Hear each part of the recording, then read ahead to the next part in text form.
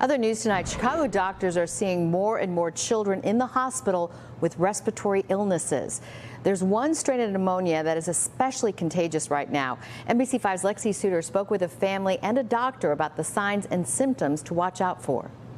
After a solid week of sickness, mother Yesenia Daspit knew something with her daughter was seriously off. She started wheezing, crackling in the lungs, and we were like, whoa. She has a 14-year-old with strep and bronchitis and an 8-year-old diagnosed with atypical pneumonia, or more commonly known as walking pneumonia, a strain that is especially contagious and treated differently by doctors. When we were at urgent care, we went in Northwest Indiana.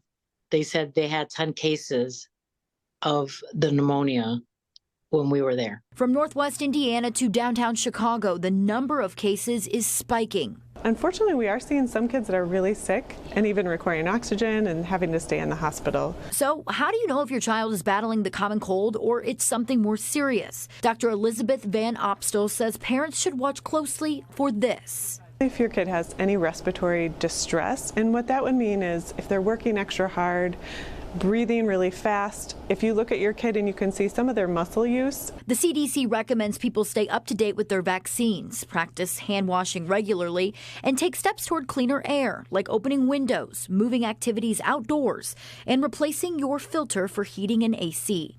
I think we're slowly getting there. Yesenia says her daughters are on the mend, but she advises all parents to keep a close eye on lingering symptoms. Your lungs and breathing are your livelihood.